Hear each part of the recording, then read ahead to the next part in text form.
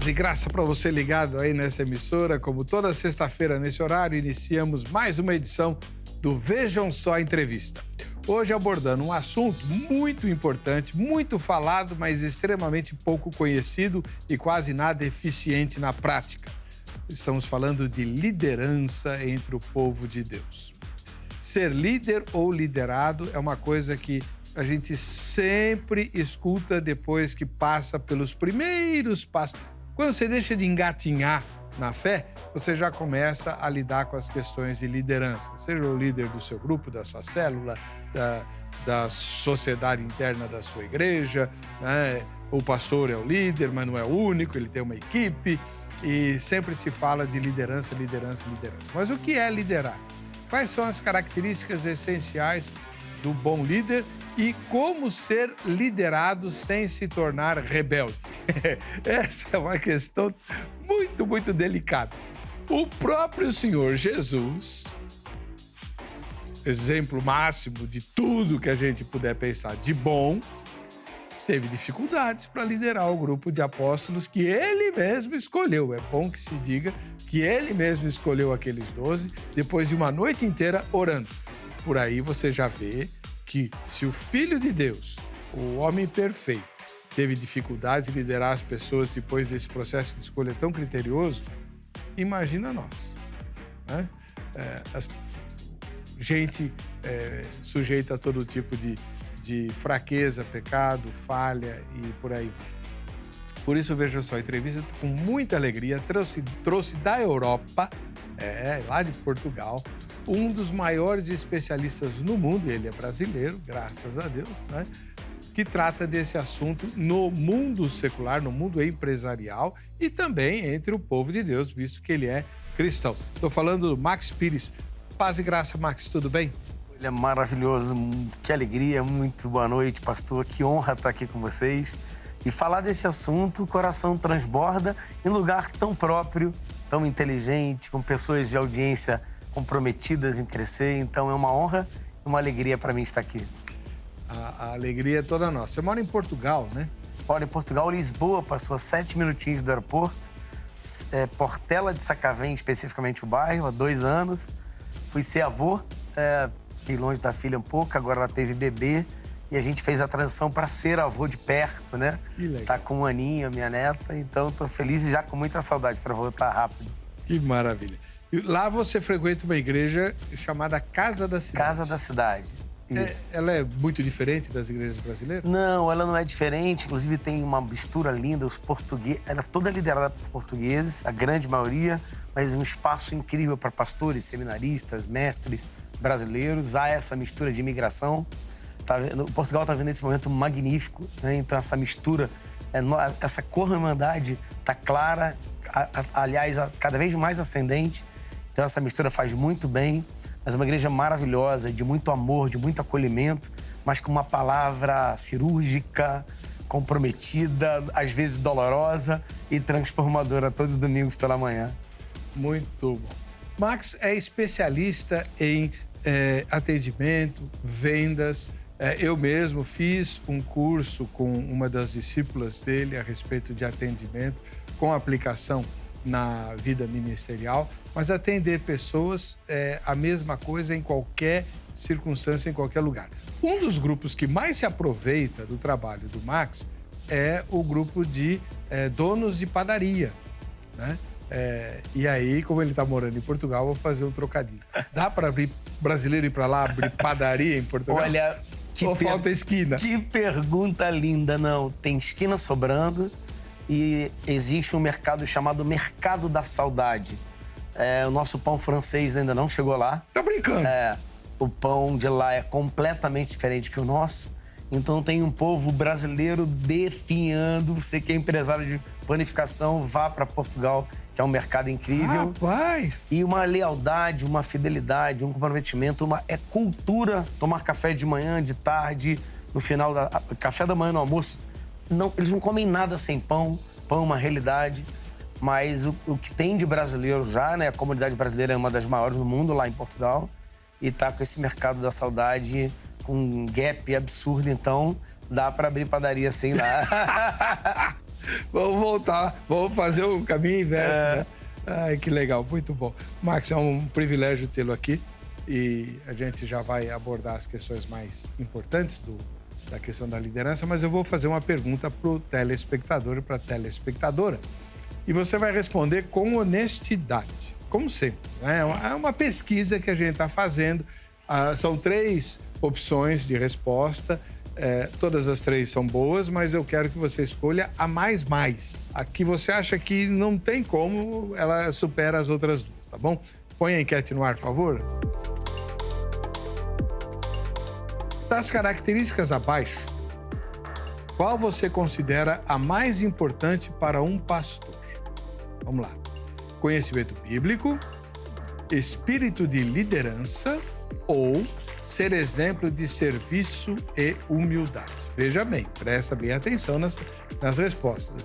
É para um pastor, não é para um cristão. É para um pastor. O que é mais importante? Ele ter conhecimento bíblico, espírito de liderança ou ser exemplo de serviço e humildade? Eu sei que as 3 são necessárias, eu falei, mas você tem que eleger a que é a mais necessária dentre as 3, ok? Tá bom? Vamos lá. E eu tenho uma notícia aí para você que ainda não sabe. As gravações do Vejam Só Entrevista são transmitidas em tempo real pelo YouTube. Então você entra nas nossas redes sociais e você pode assistir, quando a gravação estiver sendo feita, se assiste a gravação como se o programa estivesse sendo exibido ao vivo. E aí, se você tem perguntas, comentários ou questionamentos a fazer, você manda para nós. A Angélica me avisa, eu leio aqui a sua colocação, a sua indagação, tá bom? Vamos lá. Irmão Max, por que o irmão se interessou por treinar líderes em vendas, em atendimento, etc? Olha, pastor Weber, eu tive uma sorte e, ao mesmo tempo, uma alegria e um presente dado do Papai do Céu por ter encontrado no meu caminho grandes líderes. E o DNA, para mim, fica muito claro como eles conseguiram naturalmente, de muita naturalidade, me influenciar. E a grande maioria que mais marcou minha vida tinha a característica do servir e automaticamente desafiar. Além de servir ao Max, quem era eu para ser servido nesse momento? Mas, além de me servir, me desafiar muito. Uma das marcas que eu jamais esqueço é como eles olhavam para mim, não no meu estado atual, mas naquilo que eu poderia me tornar. E essa, para mim, é uma das características impressionantes. Eles apontavam o que eu ia ser, não o que eu era naquele momento. Isso me chocava, quebrou um padrão mental meu muito forte. Venho de uma família muito humilde, vindo da comunidade de Niterói, Rio de Janeiro, sou natural do Rio de Janeiro, e onde as coisas eram bem escassas, ou seja, o ambiente era muito tóxico, a comunidade, então não tinha essa percepção tão sensível de que tinha um ser humano genial ali. E é assim que eu me sentia, eles me faziam sentir geniais.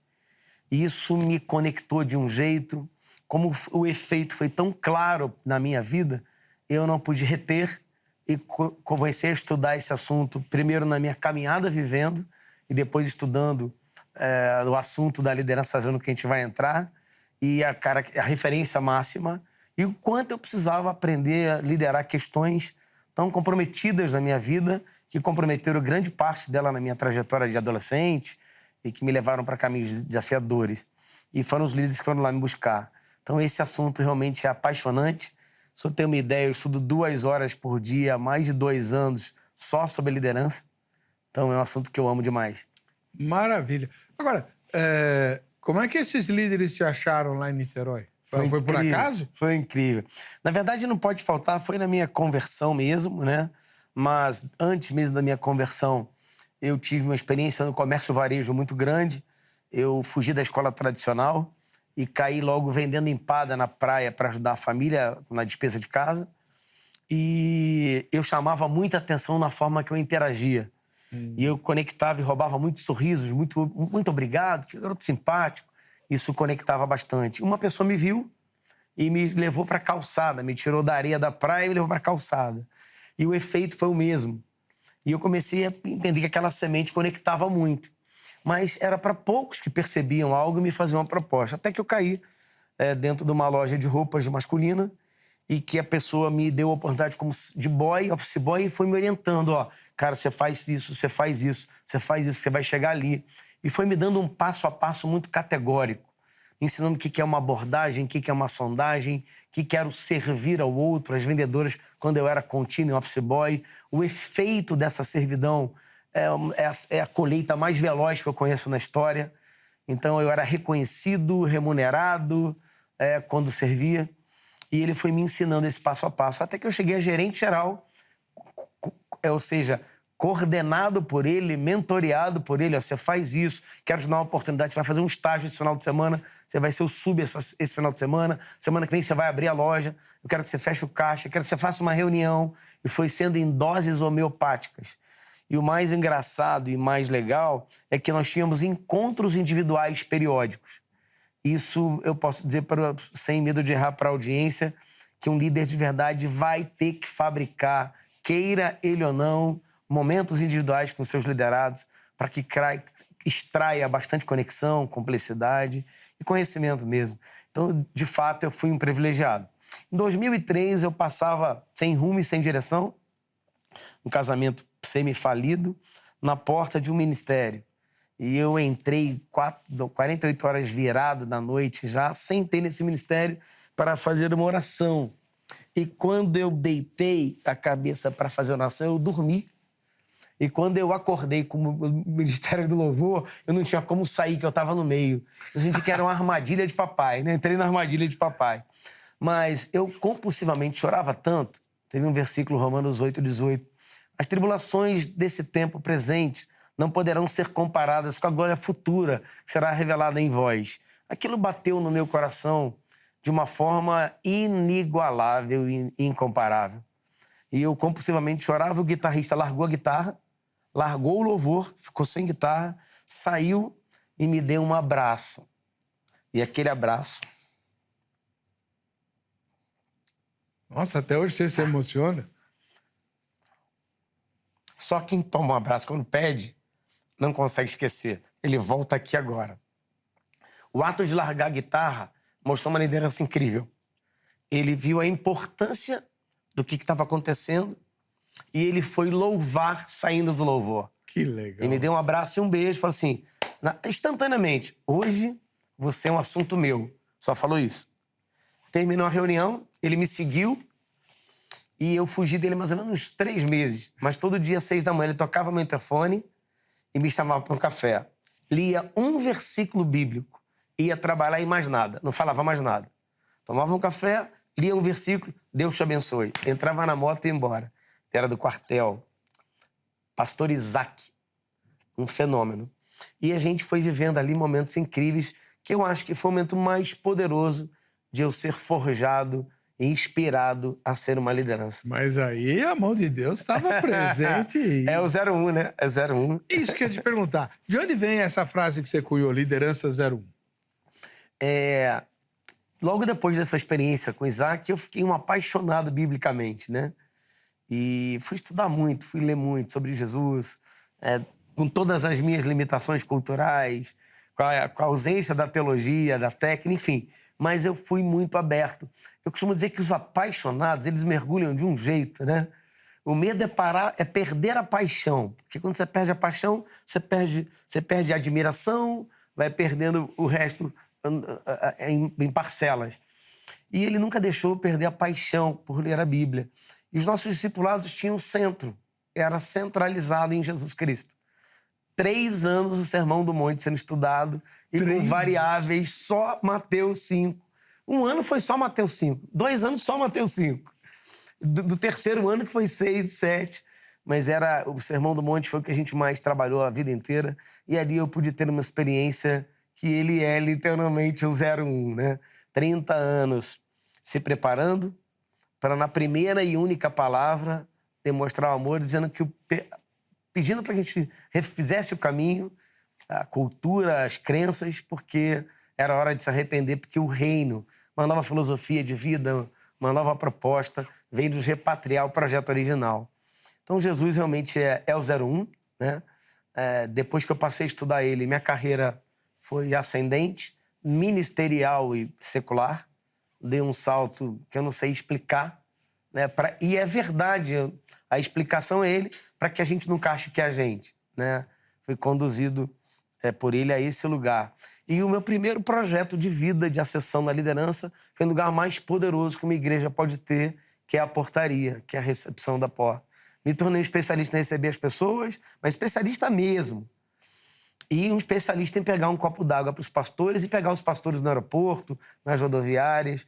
E ali foi o meu seminário de teologia. Cada pastor fazia 30 perguntas, eu era o chato da pergunta, e brigava se alguém fosse pegar um pastor que não fosse eu. Fui fazer o meu seminário. Lógico, com esses homens. Não querem que eu assista a aula? Poxa. Então, por que você disse que o lugar mais poderoso é a recepção? Porque você toca em todos eles, né? Na maneira de recepcioná-lo. A primeira impressão, o cérebro humano, ele julga qualquer coisa nos primeiros 4 segundos. A gente faz um primeiro julgamento aos 4 segundos.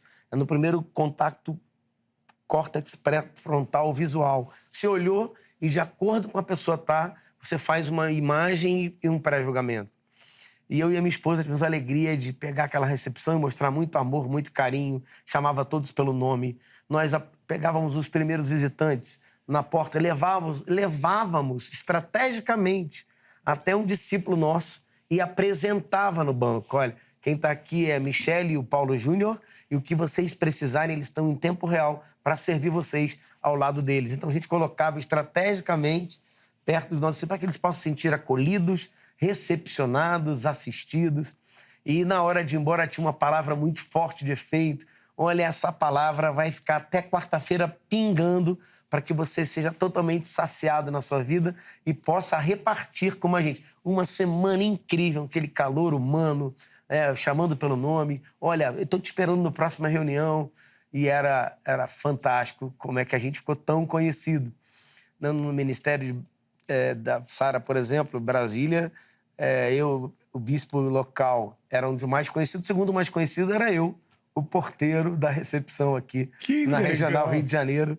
E a gente começou a pegar os outros ministérios, enfim, e expandir, né? Que bem. E era isso que acendeu a portaria e pegaram o copo d'água para os pastores. Muito legal, puxa vida. E interessante que o mundo corporativo logo descobriu o potencial dessa capacidade de liderança para fazer as coisas progredirem, né?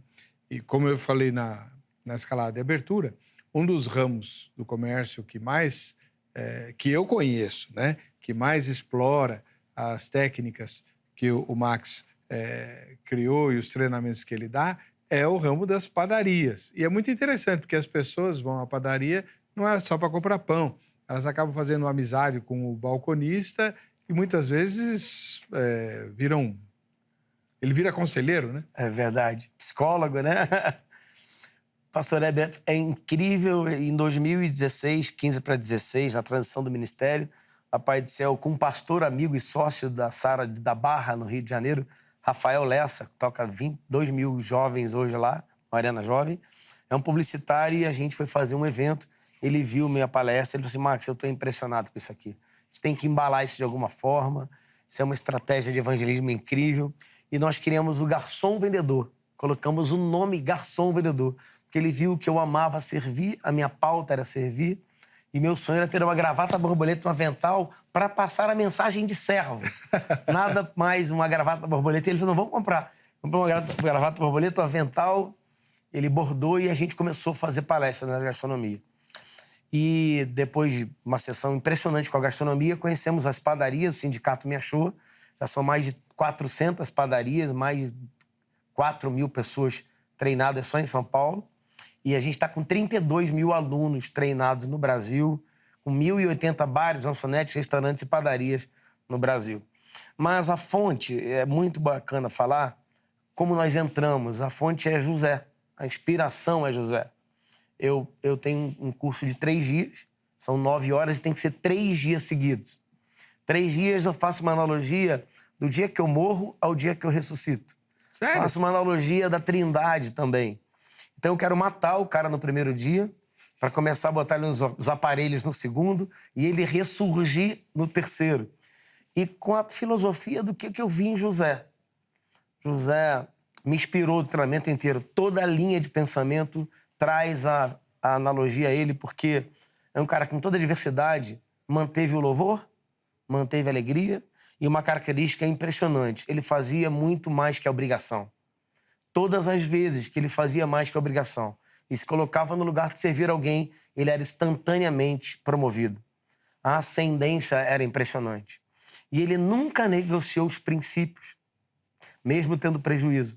Mas em qualquer lugar que ele colocava a planta do pé, parece que ele trazia Josué: eu te abençoarei, estarei contigo. E José, então, vai a gerente, vai a coordenador, vai para chefe da penitenciária, até chegar onde a gente sabe, como governador. Mas a caminhada, para mim, foi incrível. José não estava pronto, ele estava obediente. E é o que eu ministro nos 3 dias. E eu tô assim, me emociono até hoje também, de tantas pessoas que me procuram no final, dizendo que voltaram para casa, se reconciliaram com os pastores. E eu faço o máximo para me disfarçar. Eu sou um evangelista disfarçado de treinador. Mas tem hora que não dá, né? Quando você solta um amém. E aí no curso, né? E eu vejo os empresários famintos para conhecer quem é Jesus. Só para fechar esse assunto. É o 2º ano que eu sou convidado pelo maior portal de gastronomia da América Latina, chamado Donos de Restaurante. Vai aqui um abraço para o Marcelo Marani e todo o time. Tínhamos 700 donos de restaurante esse ano, num hotel em São Paulo. E 4 pessoas disseram assim: cara, eu não quero ir embora daqui. É só materialismo, ninguém fala de Jesus. Um discípulo meu estava na arquibancada: o cara que vai entrar é maluco aí. E quando eu entrei, eu fiquei impressionado, que eu trouxe a linha de pensamento de como é que um homem, que é o 01, olha para 12 esferrapados, né? E convidam eles: olha, eu queria fazer um convite para vocês serem líderes mundial. E eles acreditaram nisso. E o processo com esses rapazes levaram esses homens a lugares mais incríveis. E eu entendo que liderança é isso, empresariar é isso. Se entraram na sua empresa e não há transformação, você falhou como empresário. O projeto Origem de um empresário é convidar as pessoas para a transformação. E mais ainda, empresário gera empresário. Empresário não gera empregado. Empresário gera empresário. E quando a gente falava isso, e eu expliquei como Jesus fazia isso, olha, o auditório inteiro, eu caí incompulsivo, fui pegado de surpresa pelo Espírito, um choro, e o auditório, você imagina 200 pessoas chorando. Depois os familiares, para sair do auditório foi delicado, porque a pauta eu troquei no palco, não era eu, era ele. Foi impressionante isso. Como o mundo empresário está de joelhos, pedindo para que alguém fale e apresente esse modelo de liderança chamada Jesus. E eles não estão... É impressionante, Heber. Queria falar com o seu pastor. É impressionante como eles estão abertos para isso. Eles estão muito abertos. Há uma sede. Olha que eu estou em 15 estados e 2 países na Europa. Há uma sede natural. Ninguém nunca me interrompeu. Nunca tive uma interferência. Não quero que fale de religião, não. A não ser lá no início da carreira, porque eu tinha exagerado também, né? Eu estava no auge da loucura, da paixão, e aí depois foi equilibrando, mas há uma fome genuína do empresário colocar Jesus como centro dos negócios dele. O empresário, ele precisa saber liderar de forma eficiente, senão o negócio dele vai mal e ele vai ser prejudicado.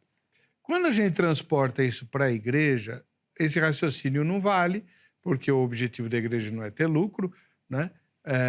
Mas é crescer, é ganhar mais pessoas. A maioria dos pastores que eu conheço não sabe direito o que é liderar. Confunde isso com mandar ou administrar. Tem diferença? Muita, muita. Eu costumo dizer na minha maneira de pensar, na minha linha de pensamento, nós temos a unção, temos a ordenação, mas não temos o preparo da liderança. E são coisas completamente diferentes. E a enquete diz isso um pouco. Enquanto eu não estou equipado com as ferramentas adequadas, inspiradas por ele, como ele fez, eu não estou apto a liderar. E há uma armadilha bem fininha, dentro de nós, seres humanos, e eu caí nessa armadilha, eu posso falar com propriedade, que é o primeiro nível da vaidade, né? Você fica vaidoso, você não é ninguém no mundo secular, aí você entra no ministério e começa a se achar alguém, é o primeiro diácono, é o auxiliar do pastor, é o pastor, e isso traz prejuízos enormes. E a gente confia muito na unção, é indispensável, é o centro de abastecimento, mas nem Jesus liberou preparo. Treinou desde os 12 anos para usar a unção com preparo de liderança. Então, não tenho dúvida que é fundamental primeiro o preparo. Não tenho dúvida que há uma diferença muito grande entre mandar e... Na minha percepção, liderança passa até por... É a linha que eu acredito de influência, é de eu fazer o meu discípulo, é de fazer o meu liderado sentir muito especial em relação a ele próprio. Saber quem ele é, quem ele representa. Que a manifestação da glória é a manifestação dos frutos dele, como João 15 fala. E se ele não entender isso, ele não entende o processo. E aí ele começa a ficar realmente perdido na caminhada. Então, peraí, deixa eu ver se eu entendi. Um dos passos iniciais que o líder toma é fazer o liderado se valorizar? É o liderado saber quem ele é em Deus, saber que ele é único. Quando a gente tem um irmão gêmeo e vê a impressão digital, que saímos no mesmo horário, com a mesma cara, mas somos diferentes, é uma mensagem incrível. Nós aprendemos sempre a dar parabéns para os outros e nunca parabéns para nós. Sem o egocentrismo, sem a vaidade, equilibrando isso. Sabendo como Deus nos vê, né? Então, e que é incrível que a manifestação dele necessariamente precisa da gente nesse planeta, nesse plano terreno, porque ele não pode vir aqui como o Deus que ele é. Então, ele usa essa ferramenta incrível que somos nós. Quando eu não tenho a minha identidade, quando eu não sei quem eu sou, a tendência é rabiscar, é ignorar, é prejudicar a nós e a todos à nossa volta. Então, quando a gente entende que o processo de um líder é fazer ele saber quem essa pessoa é em Deus, que às vezes não sabe nem quem é no pai, na família, quem ele é em Deus, e gostar daquilo que Deus fez dele, o processo fica mais sensível e muito apto ao andar e ao crescer do discípulo, para ele viver a obediência da liderança. Até para o liderado obedecer, culturalmente nós herdamos essa liderança natural, que o projeto original é liderança. Ninguém gosta de ser dominado. Ele falou assim, domine tudo, menos... Não disse para dominar o homem. Então, o ser humano gosta de dominar, mas não gosta de ser dominado. Então, há uma resistência natural de ser liderado, porque eu nasci para dominar, espiritualmente falando. Então, quando você consegue conjugar esse verbo, essa chave para mim, pastor Heber, é o servir em amor. Tirar toda a expectativa daquilo que ele pode me entregar e ver um relacionamento de amor. Porque eu não consigo ver expectativa em Jesus nos discípulos. Porque ele conhece tudo, ele sabia o amanhã. Mas o amor trouxe tanto provocar. Foi tão constrangedor alguém amar Mateus, Pedro e João. É tão constrangedor saber que eu fui amado por esse cara, né, que multiplica os pães, anda em água, que eu preciso responder de alguma forma. Esse cara era para ter desistido de mim. Jesus não podia estar aqui. Eu não posso estar perto dele. E Pedro fez isso algumas vezes. Então, essa relação de conjugar esse verbo, que a minha expectativa é te amar, porque eu sei que você é importante para alguém, traz uma quebra de padrão mental e de crença avassaladora, porque eu vejo como aconteceu comigo, né? A ausência do pai, a ausência da mãe, enfim. E quando eu vejo alguém disponível a me amar sem falar nada, o pastor disse assim para mim, Max, qual é a tua expectativa em mim? Primeira entrevista pastoral. Pastor, eu que você me ajude, olha, eu queria que você tirasse toda essa expectativa. Quer dizer que eu vou errar com você aqui. E ele classificou 5 erros que ele teria. E eu queria dizer para você, cara, que eu posso ser o próximo da tua lista. E eu falei, qual é a sua expectativa em mim? E ele falou assim, cara, eu só tenho uma. Te amar cada dia um pouquinho mais. Eu sei que não vai ser simples, pelo teu histórico, tua trajetória, mas eu estou disposto. Se eu fui amado, eu acho assim que...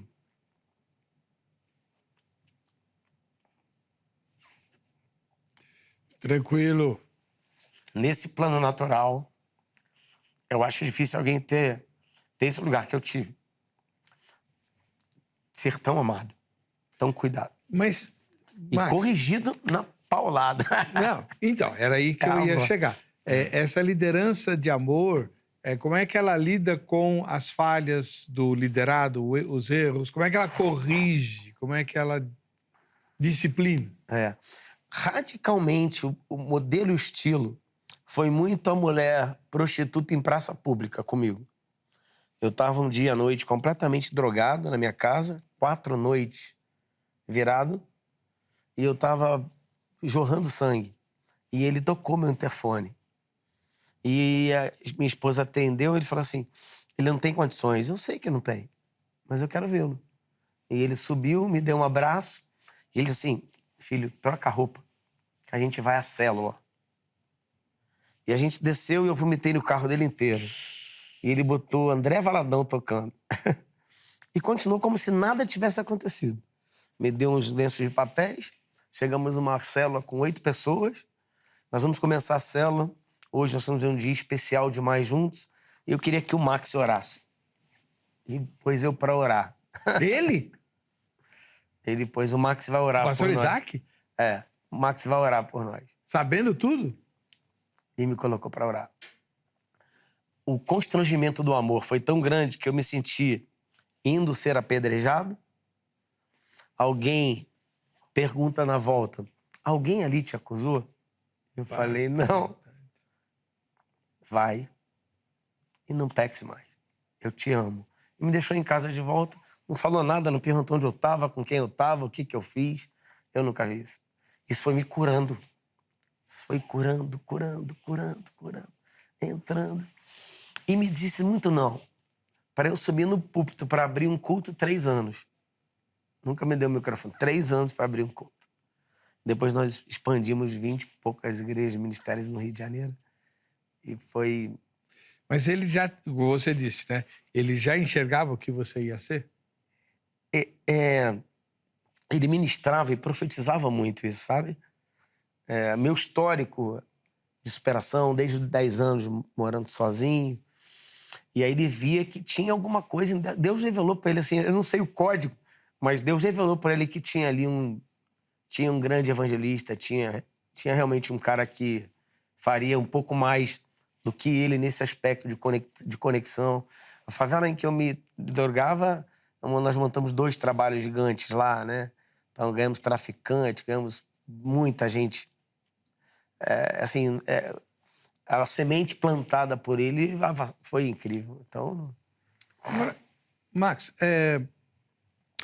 o pastor, a pastora, o líder que está nos assistindo, como é que ele pode aproveitar o exemplo de Jesus para ser líder na igreja? Ele não lidera apóstolos, né? Como fazer essa transição para o mundo real? Pergunta incrível, pastor Heber. Cada dia mais, e por incrível que pareça, se na igreja é difícil, imagina no corporativo, onde o presidente, o empresário não tem tempo. E eu, extraindo de Cristo e vivendo na experiência e vivendo isso hoje, fazendo isso hoje, é avassalador. Eu queria dar 4 passos. O primeiro é tempo. O pastor vai ter que ter tempo.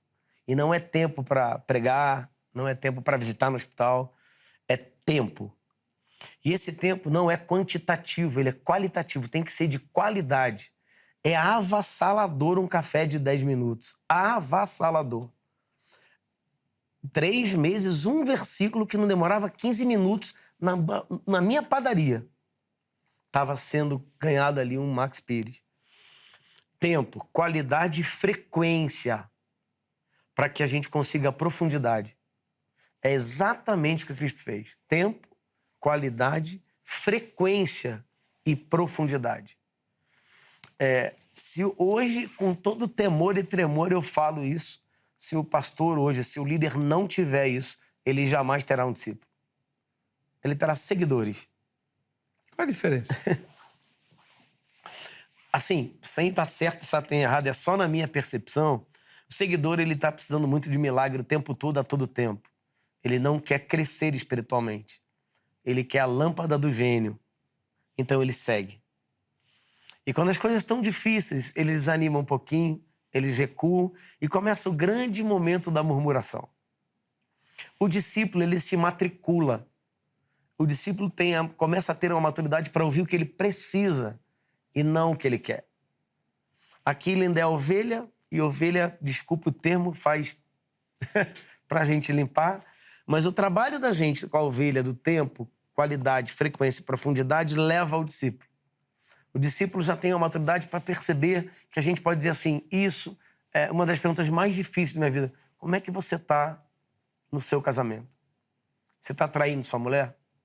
Como é que você está? Me diz aí, qual o pecado dessa semana? Ou pergunta cirúrgica, delicada, desesperadora, que desarruma, que o semblante denuncia, né? Você está bom ou não?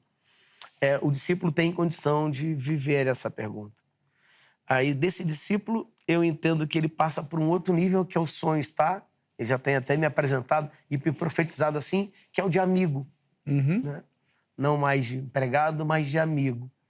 Que é quando ele conversa, nas últimas conversas lindas em João capítulo 15, que ele diz, eu sou a videira e vocês são meus amigos.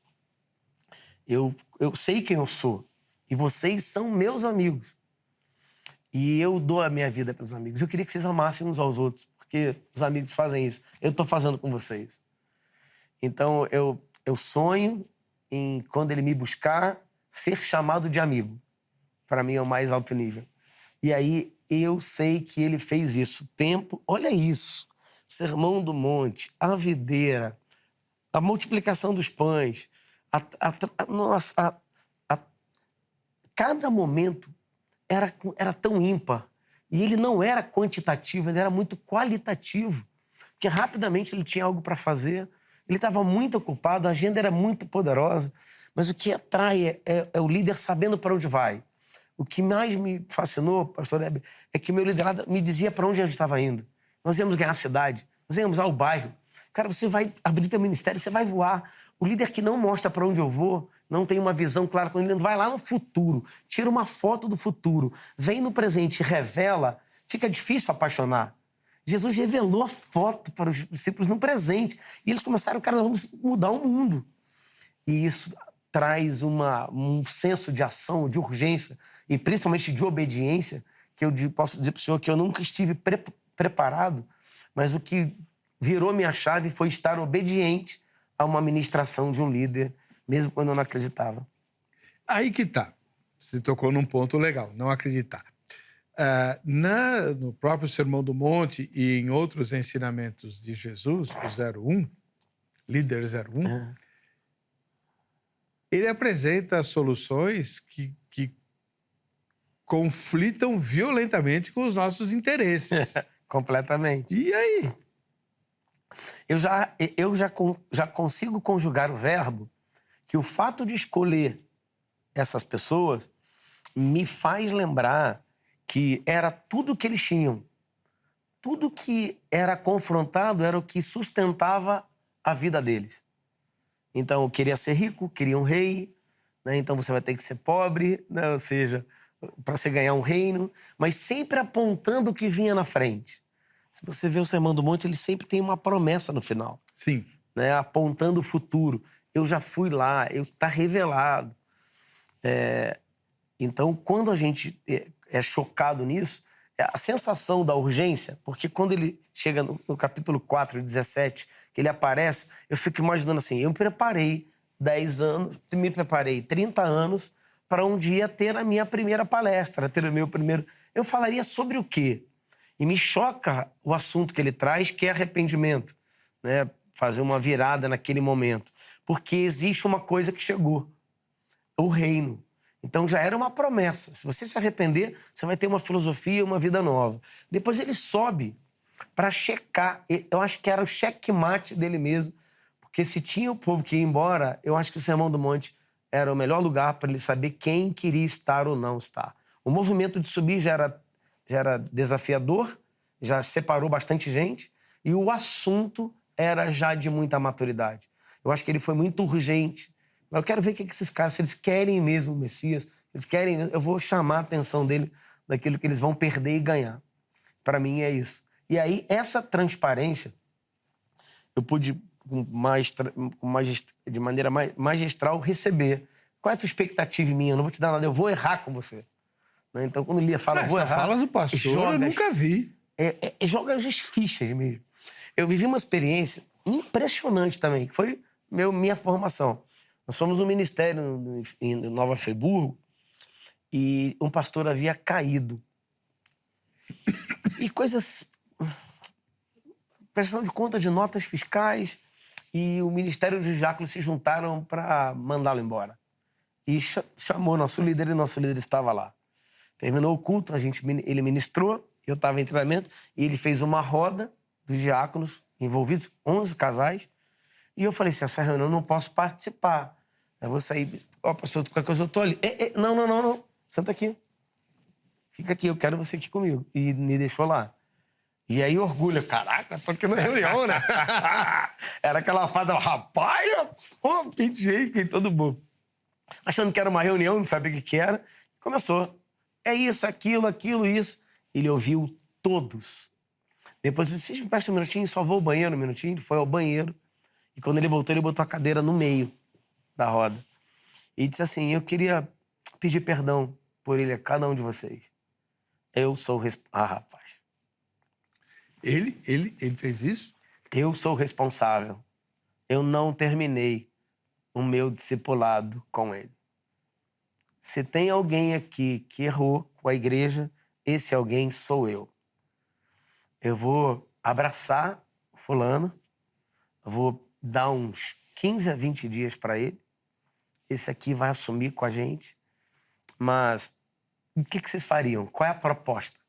Porque a gente não vai abrir mão dele em hipótese alguma. E eu tô aqui para, se vocês quiserem fazer qualquer coisa, eu quero ser punido no lugar dele. Eu serei punido. O que vocês decidirem, rapaz. Eu peguei essa cena e levei para a empresa, para o corporativo. E às vezes o gerente quer mandar alguém embora, porque ele é um gerente. Se ele fosse um líder, ele entraria na frente. E dizia pro diretor assim, não, eu não terminei com ele. Eu não terminei. Se esse cara não tá funcionando nesse setor, eu sou o responsável. Me dá mais um tempo que eu vou fazer ele funcionar. Não há mais ninguém que entre na frente, que fala assim, me crucifica porque aqui tem um povo que eu preciso salvar. É esse tipo de liderança que eu ensino nas empresas. Se a gente não tiver isso, as empresas vão ter que entender que elas vão ter que agora arregaçar as mangas e imprimir educação profissional. Elas não têm mais ninguém pronto no mercado, como não existe ninguém pronto. Agora, se ela consegue aprontar, eles se tornam obedientes, porque foram comprados por uma ideia, por uma visão, por uma paixão. E eu sinto uma saudade grande de algumas igrejas, com todo carinho e respeito. Nada é mais importante no planeta que uma igreja, para mim, mas que a gente tem que tomar muito cuidado, que a gente está se perdendo. Eu acho que 5 cafezinhos, um por dia, muda qualquer igreja do planeta. 5 cafezinhos por semana. Muda qualquer ministério no planeta Terra. Eu fui a Portugal, uma palavra assim, eles são frios, eles são isso. Eu não estou indo por eles. Eu estou indo para eles. Eu vou servir todo mundo lá. E fiz Uber terapia. Só pegava Uber português. E conversava e deixava um cartão, toda terça-feira tem um quiosque no shopping que eu sou o rei do café lá. E você vai tomar um café comigo. Você vai. E vai ouvir uma palavra lá, cara, de um homem que vai... Você vai gostar de mim um dia. E deixava meu cartão. Apareceu 12 motoristas de Uber. E a gente começou a fazer uma célula dentro do shopping. Que legal. Só isso. Falei, a gente veio aqui só para te conhecer. Meu nome é Max Pires, tô chegando aqui, dizer que amo cada um de vocês. E a gente só veio isso, cara. Deus vai abençoar você, eu queria orar por você. Eu orava e ia embora, na hora. Pagava o café para todo mundo e ia embora.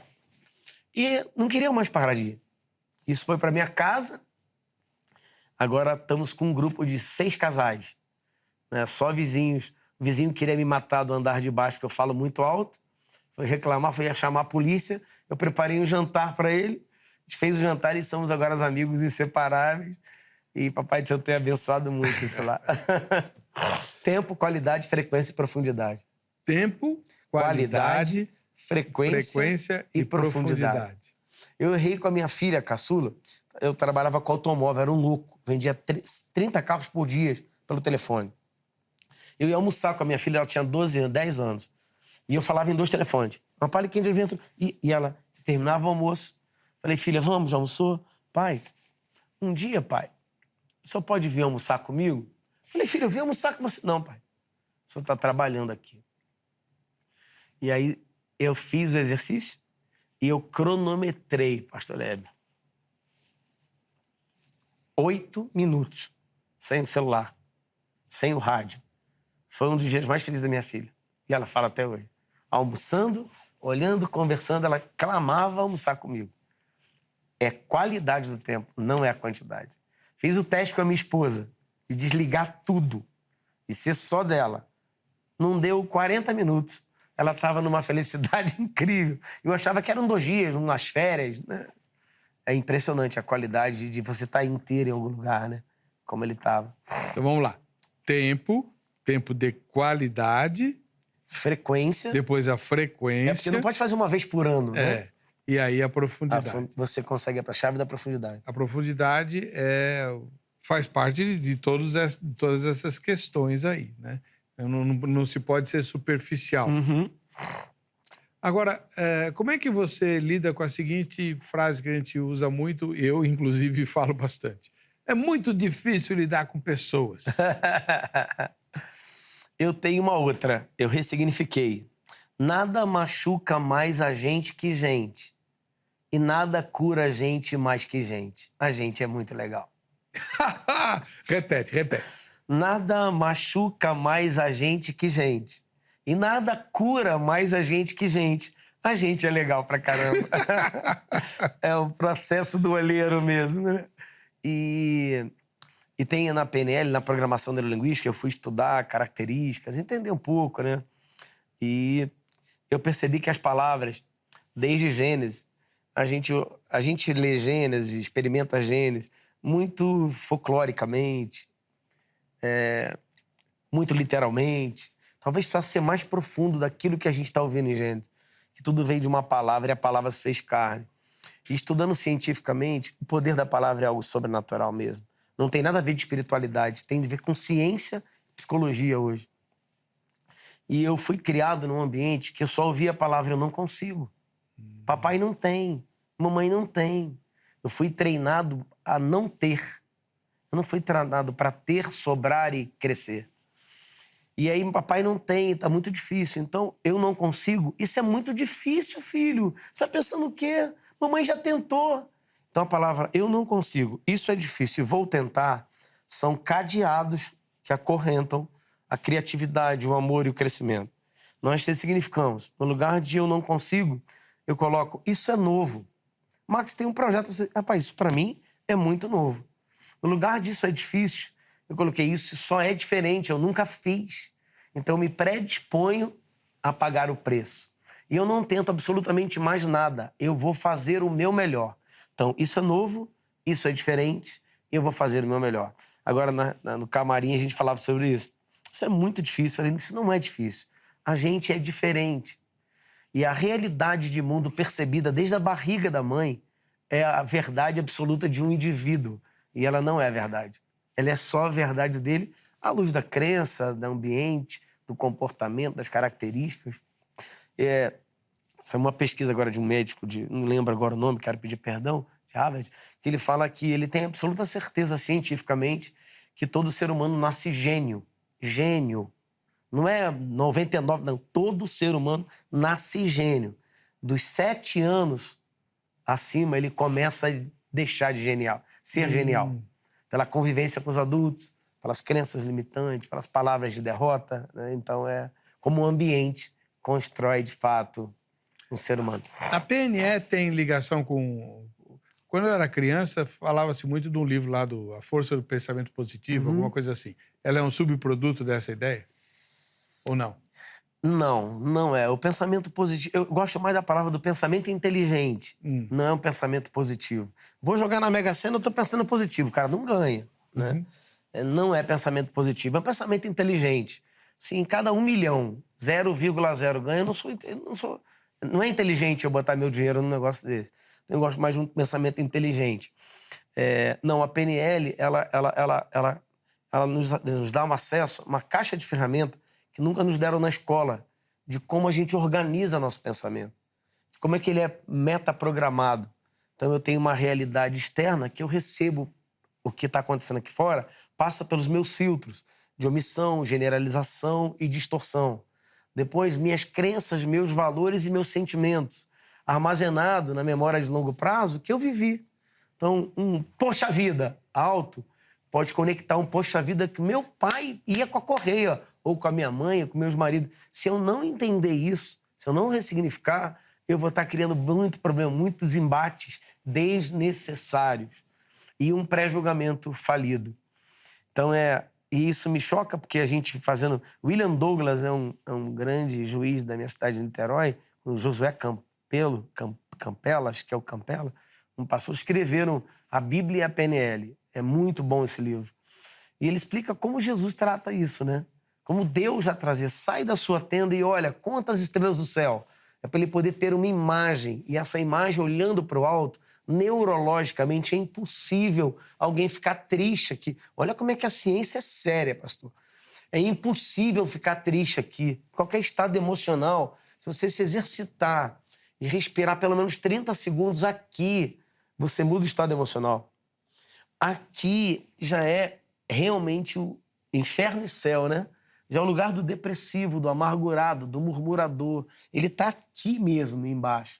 E a gente fez alguns testes com algumas crianças. Esse fiz em sala de aula, testes com crianças chorando. E que você, meu Deus, olha isso. Chamar a criança, 5 segundos, ela olha, instantaneamente o choro para. Ela pode até voltar porque é pirraça, mas para instantaneamente quando a criança olha para o céu. O adulto nem se fala.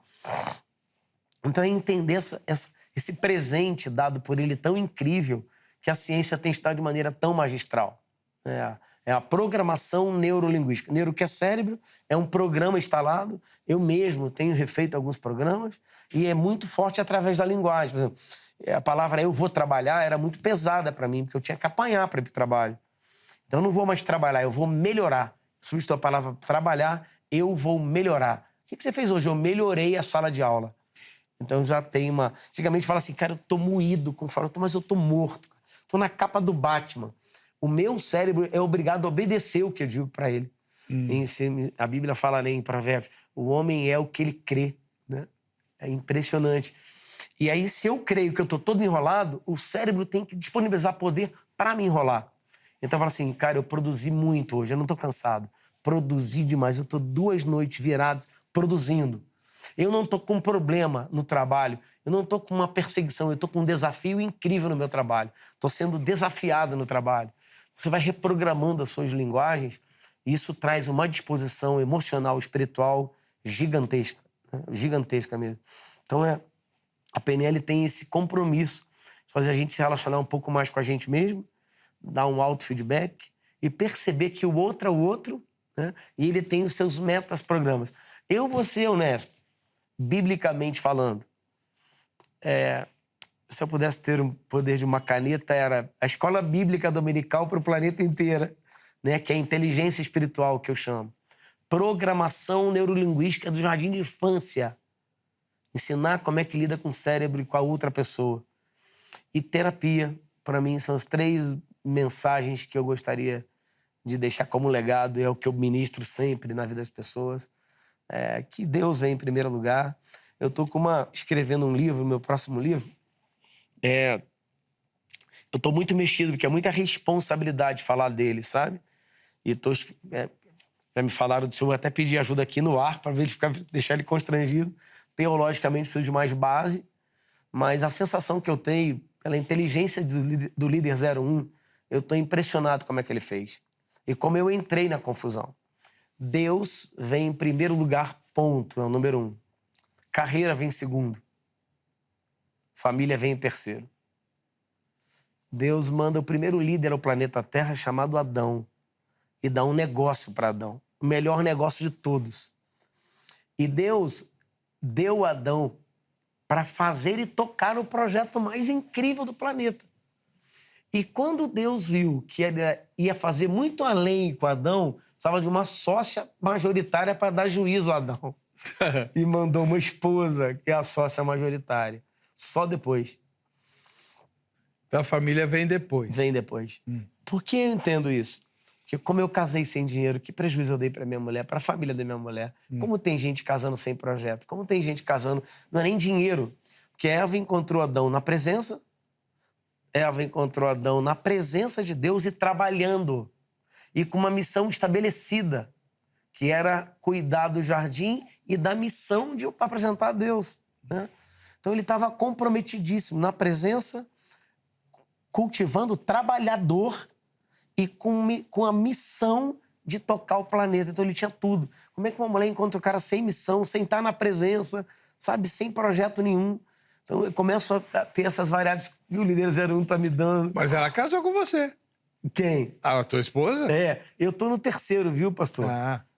O pecado me trouxe algumas consequências delicadíssimas.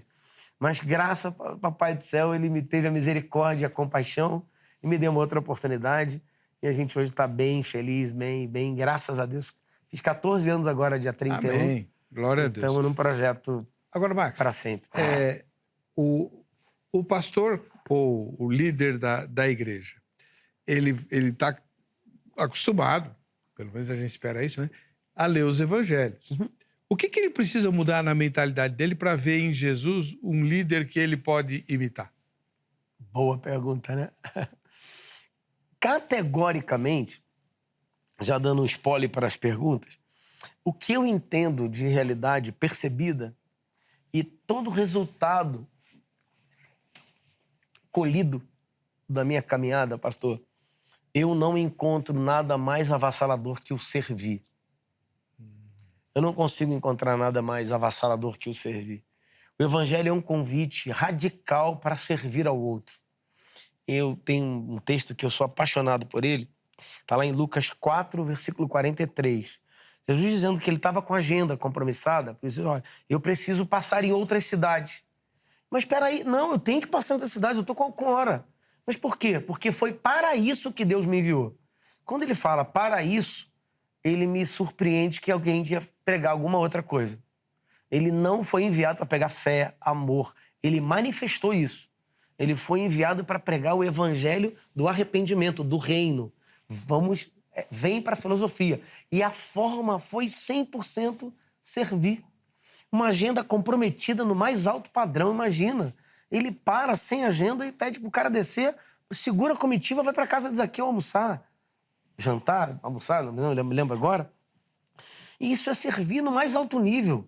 Não é quando ele multiplica o pão para mim, é quando ele para a agenda dele e confronta radicalmente a cultura indo jantar com o cara. Mas olha o depois. Para mim, a experiência pós-Zaqueu é o evangelho na raiz. Eu não sei que jantar foi esse, mas as horas gerou uma transformação. Agora, eu entendo, olhando o texto com muita limitação, que não foi 2 dias de jantar, nem uma noite inteira. Eu entendo que foi tempo, qualidade, frequência e muita profundidade para que ele me fale assim, eu decido sair daqui e mudar a minha vida. Então, é o servir. Tinha muito pouca teologia, tinha muito pouco versículo bíblico, tinha presença, tinha um amor, tinha um calor humano, tinha você tá aqui, você veio na minha casa. Meu pai está com 92 anos. Ele caiu do banheiro ontem. Um beijo, pai. E ontem ele é um grande evangelista, com 92 anos. Ele estava chorando, clamando uma visita. E aí meu tio foi lá, conhece o pastor dele. Meu tio, caguete. Ó, pastor, meu irmão tá lá chorando que você não foi visitar. E ele é acostumado, porque ele é um visitador profissional, não pode mais andar. O pastor e a esposa foi lá e visitou ele. Deu uma autonomia de mais 10 anos de vida do meu pai. A visita do pastor. Tempo, qualidade, mas não tem a frequência. Não estou criticando, pelo amor de Deus, cada um sabe da tua vida. Mas, respondendo a pergunta, nada para mim, extraído do evangelho, é mais poderoso e veloz e profundo que o servir. Mas aí, Max, veja só. Nós vivemos hoje, aqui no Brasil, pelo menos, uma cultura, não em todas as igrejas, não é isso, mas bem disseminada, uma cultura de honrar o líder. O líder recebe honra. Aí você vem e fala, não, o líder, ele serve. E aí, como é que você vê isso? É um contratempo, né? Mas inevitavelmente, pastor, quando eu sirvo, eu sou avassaladoramente honrado. Eu vou dar um exemplo no mundo, eu vou começar pelo secular. Eu não tenho rede social. E nem posso ter, porque eu não tenho mais agenda e Max para produzir. Trabalhei 3 anos no discípulo para pegar o palco, agora perdi ele há 1 ano e meio atrás. E dá trabalho, foram 3 anos. Já estava fazendo outro estado, inclusive. E a gente exige um pouquinho disso, da nosso DNA.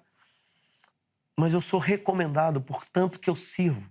Eu sou compulsivamente tarado, desculpa o termo, em servir.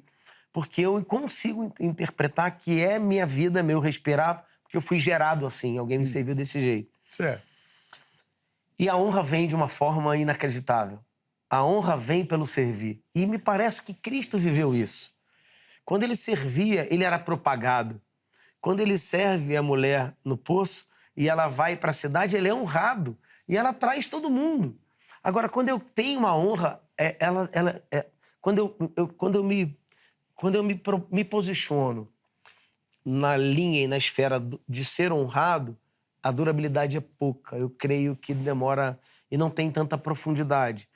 É um conflito entre, talvez, fique mais rápido uma certa antipatia, uma soberba, que de fato uma admiração e a honra em si, né? Então a chave é servir mesmo. A chave... Não, eu não vejo outra possibilidade. Não há outra... Como é que você ensina isso no mundo corporativo? Porque na igreja vai lá, né? Jesus deu exemplo, lavou o pé dos discípulos e tal. Mas você chegar lá para os empresários, para os donos de padaria ou para o gerente da padaria, falar, o teu espírito tem que ser de serviço em relação aos balconistas. Como assim? É chocante, é radical, mas o como a gente vai fazendo é muito interessante. Olha que coisa linda. Quando a gente começa a ensinar eles a fazerem esse tempo aqui, a gente sendo assim, ó, você vai ter que ter uma mesa aqui e uma vez por semana você vai preparar um café da manhã para os seus liderados primeira geração. Porque não dá para botar 150 funcionários da padaria para o dono, o empresário, mas isso tem que ser uma cadeia, que é o discipulado mesmo. Ele vai ter a primeira geração, que é o gerente dele, sendo nutrido pela fonte. E eles têm que replicar com o balconista embaixo. E essa atmosfera bate, elevando a empresa, elevando o ministério. É aqui embaixo que eu cuido para que aqui em cima cresça. Por isso que ele sai de cima e vem para baixo.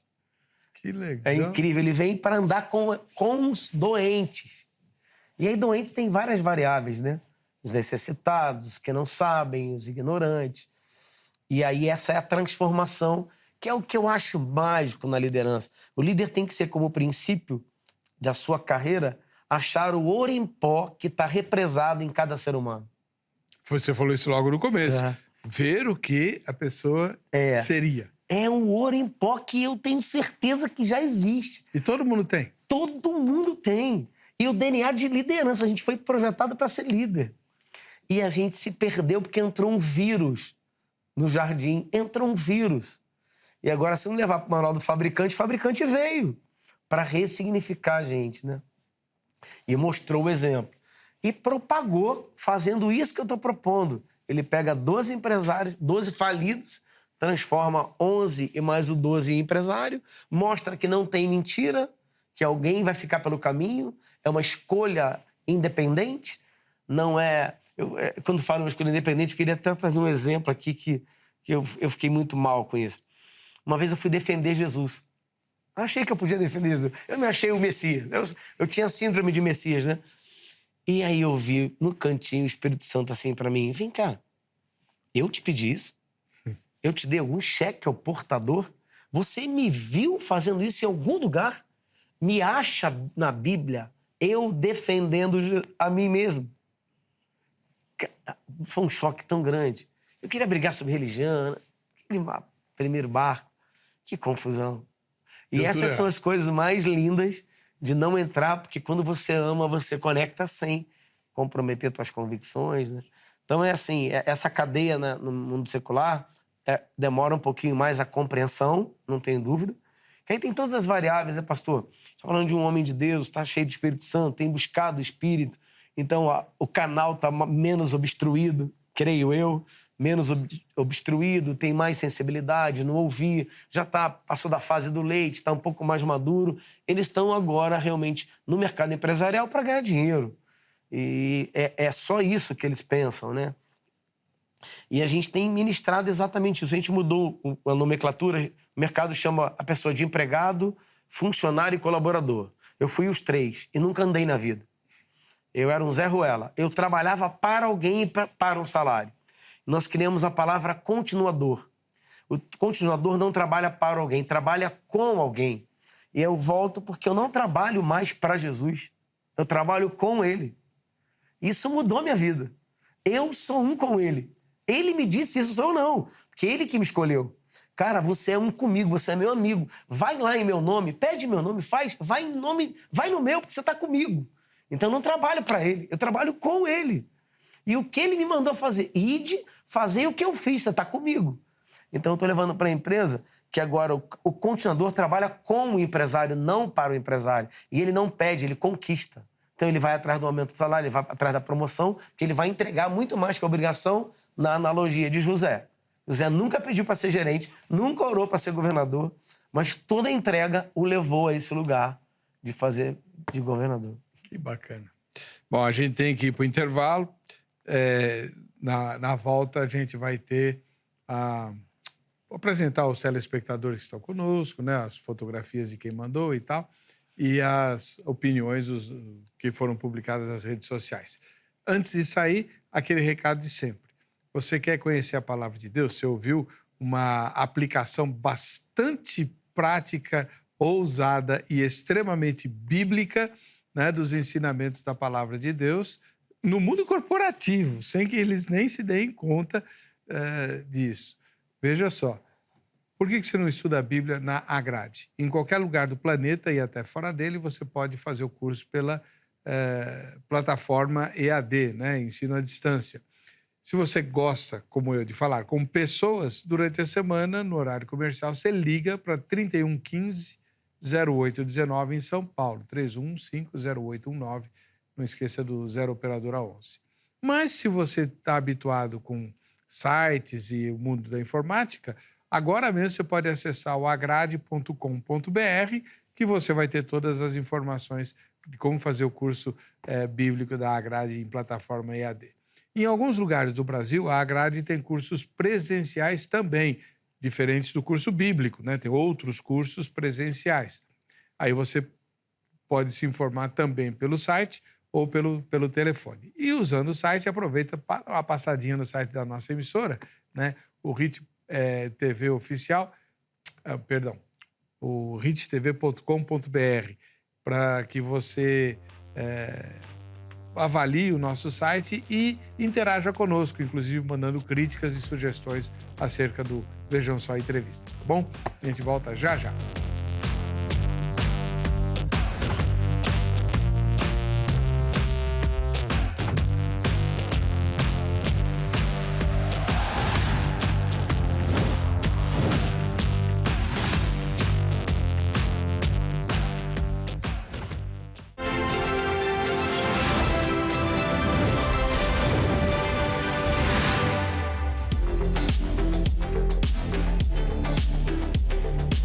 Este é o Vejam Só Entrevista. Se você gosta do programa e quer ganhar uma lembrancinha nossa, é sorteada, né?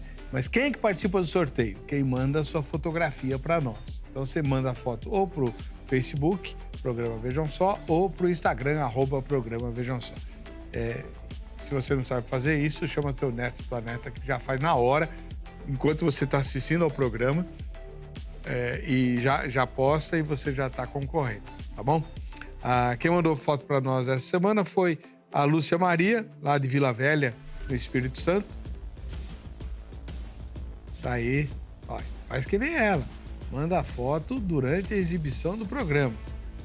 Só não cometa o mesmo erro da Lúcia, né? Tem que dizer quem fez a foto da Lúcia, quem bateu a foto para ela, porque ela não foi ela, não. Tá para perceber, né?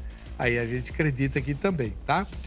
Valeu, Lúcio, um grande abraço para você. Em São José dos Campos, no estado de São Paulo, o Gilberto e a Sinaide, né? Olha que casal bonito, também assistindo ao programa. Faz que nem eles, olha lá, né? Aí no caso foi o Gilberto que fez a foto com a esposa Sinaide. Ósculo santo para vocês. E na capital paulista, o Carlos com o filhote, o Gabriel. Aí, ó, olha que bacana, né? Isso não é a hora do Gabriel estar acordado, mas já que o Carlos deixa, tá tudo certo, né? Valeu, Deus abençoe. Fiquem na paz. Você notou que todas as fotos, a pessoa fez a foto durante a exibição do programa. Isso é muito bacana, é muito legal. Faça a mesma coisa, tá bom? Sobre a nossa enquete, vieram alguns comentários, né? Daqui a pouco a gente vai ver o resultado parcial da enquete. A Camila, ela escreveu o seguinte: se o pastor tem conhecimento na Bíblia, terá conhecimento em tudo. O diabo também conhece a Bíblia, né? E aí, como é que faz? É incrível, né? Não é o conhecimento, né? Tem uma linha de pensamento que o conhecimento vem através da informação, o entendimento da interpretação e a sabedoria da prática. A sabedoria é a prática. Então tem muita gente que conhece a Bíblia e esse é o nosso grande desafio até ele voltar, é praticar aquilo que ele nos pede, né? Então não adianta só conhecer nem interpretar, sem praticar não tem sabedoria. A gente é tolo quando conhece, interpreta e não pratica, né? Pois é. Muito legal isso. O Pablo, adivinha o que o Pablo escreveu, né? Vejo uma mescla. Tem que ter conhecimento, humildade, saber liderar. Na verdade, é um combo. Tá bom, Pablo, eu falei isso, mas se você tivesse que escolher, né? E aí? Como é que fica? Né? Que o líder precisa ter as três coisas, é óbvio, mas qual que é das três, qual que é a mais valiosa, né? O Davidson escreveu: se há conhecimento bíblico, há então as outras características citadas. Novamente, o mesmo engano da Camila. Conhecimento, não. Prática, sim, mas conhecimento, como eu disse, até o diabo tem, melhor que nós, por sinal. O conhecimento que o diabo tem na Bíblia não resolve nada na vida dele, né? Uhum. Então, agora, eu queria retomar uma questão que você falou logo no começo do programa, Max, que eu acho que é um dos grandes problemas que a gente tem. Nem todo pastor tem espírito de liderança, porque nem sei se você aprende a ser líder ou se você já nasce líder. Queria a sua opinião sobre isso. E a questão de fundo é: por que é tão fácil perder a humildade? Uhum. Vou responder de trás para frente. Qualquer pessoa, quando a gente vai ver a tese do estudo que todo mundo nasce gênio, é um pouco daquilo que eu acredito da liderança, que é o projeto original antes da queda. Ele ia fazer pessoas como ele. Ninguém nasce médico, ninguém nasce cientista, ninguém nasce piloto, ninguém nasce jogador de basquete. Nós nos desenvolvemos. Nós nascemos perfeito para aprender qualquer coisa. O vírus da mentira, da nossa identidade, quando a gente não sabe quem a gente é, traz pra gente uma mensagem errônea de que nós não somos ninguém, que é o próprio diabo querendo nos enganar, criando dúvida. Então, de fato, para mim, o pastor que ainda não tem a liderança é porque não é um valor para ele, ele não desenvolveu essa característica. Categoricamente, eu acho que obrigatoriamente deveria desenvolver a característica de liderança, estudar isso.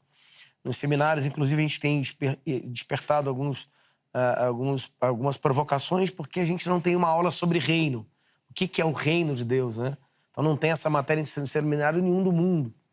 E o reino é tudo que ele pregou. Será por que ele só pregou isso e não outras coisas e a gente não entende isso? Que está ali muito voltado à liderança. É esparramar um reino, uma filosofia de vida nas editoras, nos jornais, nas telenovelas, e aí a influência realmente estaria esparramada, que era o projeto de domínio. E eu costumo ver que a humildade, assim, na minha percepção, a humildade ela vai indo embora quando a gente vai perdendo a dimensão de quem a gente é. Vou tentar explicar de maneira mais clara.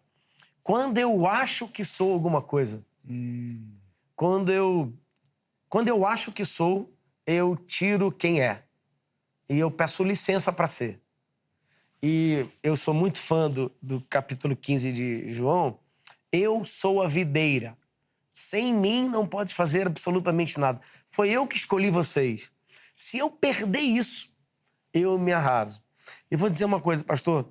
No meu caso, já identificado como a nível ministerial como evangelista, eu descobri uma coisa em mim. Quando eu perdi a visão do perdido, eu me perdi. Visão do perdido. Quando eu perdi a visão do perdido, eu vi muitos pastores. Quando eu perdi a visão do perdido, quando eu acho que ele não precisa mais de mim, eu me perdi. Porque eu nasci para isso. Conectar o outro a conhecer quem Cristo é. Esse é o meu chamado, especificamente. Mas quando a gente sai para o ministério, quando a gente sai para representar Cristo, e a gente perde a visão do perdido, a gente perde a humildade. E perder a humildade é achar que a gente é. E quando a gente acha que a gente é, começa a criar alguns problemas. Quando eu sei quem ele é e por que ele é, eu sou. Isso fica mais claro. É a videira, literalmente, né? Eu só posso fazer se eu estiver nele. E para mim é tão claro, eu vou ser muito honesto, quando eu não estou nele, eu sou um podre, eu sou um esfarrapado, eu sou um feio, sou um sujo de pensamentos, a ignorância, a falta de inteligência. Eu pioro como pai, como marido, como irmão, como filho, como empresário, É impressionante. A gente está lançando agora um treinamento chamado iPai. Não é mais iFi. Connect o iPai. Porque sem o iPai, você está sem iFi. Legal. Muito legal. Infelizmente, o tempo voou, né? E a gente tem que acabar o programa. Mas aqui fica a nossa gratidão ao Max por ter aberto o espaço. A agenda dele é lotadésima, né? Mas ele aproveitou uma passagem dele aqui pelo Brasil para estar aqui conosco. Quem quiser entrar em contato com o Max, os contatos dele foram publicados ao longo do programa e estão registrados nas nossas redes sociais, tá bom? Aí ele tem discípulos, eu mesmo fui aluno de uma das discípulas dele, né? Que faz curso de treinamento, especialmente o que eu fiz voltado para o mundo corporativo. Tanto o curso para quem vai atender o balcão, quanto o curso para quem chefia quem atende o balcão, né? E os dois cursos são, assim, imperdíveis, é muito legal. E eu não trabalho em padaria e nem tenho padaria, mas eu peguei todos esses princípios e estou aplicando na igreja. Que benção. E olha, a transposição é facílima. Incrível a linguagem. Facílima. Não tem dificuldade nenhuma, né? Inclusive, a gente aprendeu algumas coisas, por exemplo, esse negócio do café, né? Que é muito fácil fazer na padaria, na igreja também. É muito forte. É mágico. É mágico, exatamente. É mágico. Tá bom? Muito obrigado, viu, Max? Olha, pastor, eu que agradeço a toda a sua audiência incrível, leal, fiel. Deus abençoe cada um de vocês. Onde vocês colocarem a mão, vai prosperar e liderando ainda vai ser cada vez mais veloz. Muito obrigado. Sucesso para sua casa, sua família, igreja e todos os seus projetos. Muito obrigado. Foi uma honra conhecê-lo pessoalmente. A honra foi toda nossa e esperamos vê-lo outras vezes aqui, falando do Líder 01. Agora, vamos para o resultado da enquete? Das características abaixo, qual você considera mais importante para um pastor? O conhecimento bíblico, 37%. Só. Poxa. Espírito de liderança, 8%, menos ainda. E ser exemplo de serviço e humildade, 55%. Eu vou divergir um tiquinho do resultado. Por quê? Porque o pastor, né, ele é um crente especializado. Ser exemplo de serviço e humildade é o dever de qualquer cristão. Né? O que diferencia o pastor é ou o espírito de liderança ou o conhecimento bíblico, porque ele precisa ser exemplo de serviço e humildade. Bom, a gente vai ficando por aqui. Na próxima sexta-feira, nesse horário, continuamos com o Vejam Só Entrevista. Eu conto com você, um ósculo santo, e até lá.